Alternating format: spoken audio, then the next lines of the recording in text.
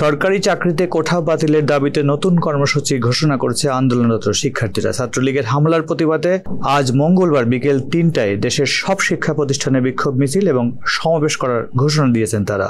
এবং আজ মঙ্গলবার সন্ধ্যায় আগামীকালকের কর্মসূচি ঘোষণা করা হবে বলে জানিয়েছেন আন্দোলনকারীর সমন্বয়ের দায়িত্বে থাকা নেতৃবৃন্দ।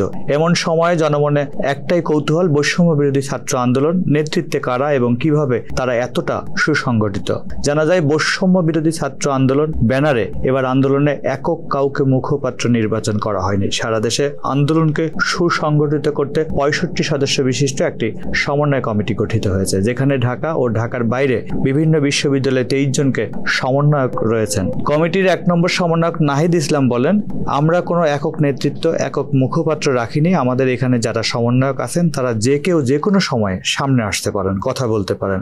এখানে কোনো একক নেতৃত্ব নেই। আসলে জাহাঙ্গীরনগর বিশ্ববিদ্যালয়ের কোঠা সংস্কার আন্দোলনের সমন্বয়ক আছেন আরিফ সোহেল। তিনি এবার কোঠা সংস্কার আন্দোলনের কেন্দ্রীয় সমন্বয়কদের একজন। তিনি বলেন, এইবার একটু সচেতন আমরা। এক ব্যক্তিকেন্দ্রিক বা কিছু ব্যক্তিকেন্দ্রিক নেতৃত্ব আমরা পজিটিভলি দেখছি না। আমরা চাচ্ছি খুবই স্বতঃস্ফূর্তভাবে আন্দোলনটি একটি গণতান্ত্রিক চরিত্র রেখেই তৈরি হোক, যেহেতু এটা একটা গণতান্ত্রিক দাবি এবং সারা দেশের জনগণের দাবি। কোঠা আন্দোলনের সমন্বয় কমিটিতে আছেন তাদের মধ্যে 18 সালের কোঠা বিরোধী আন্দোলনের অভিজ্ঞতা সম্পন্ন জায়গা পেয়েছেন।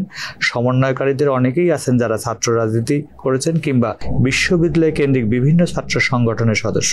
আন্দোলনের সম্মুখ সারিতে থাকা এবং কমিটির ১ নম্বর সমন্বয়ক নাহিদ ইসলাম ছাত্র অধিকার পরিষদ থেকে বেরিয়ে গঠিত গণতান্ত্রিক ছাত্র শক্তি কেন্দ্রীয় নেতা। ২ নম্বর সমন্বয়ক সাজ্জিদ আলম ডাকসু নির্বাচনে ছাত্রলীগের প্যানেলে নির্বাচিত হল সংসদের সদস্য ছিলেন। এছাড়া কমিটিতে সমন্বয়ক হিসেবে রয়েছেন বাম ছাত্র সংগঠনের কর্মীও। আন্দোলনকারী শিক্ষার্থীরা দাবি করেন, বৈষম্য বিরোধী ছাত্র আন্দোলন কোনো সরকার বিরোধী রাজনীতির প্ল্যাটফর্ম না এবং এই আন্দোলনকে রাজনৈতিক বিতর্কের ঊর্ধ্বে রাখতে বিশেষ সতর্কতা অবলম্বন করা হয়েছে।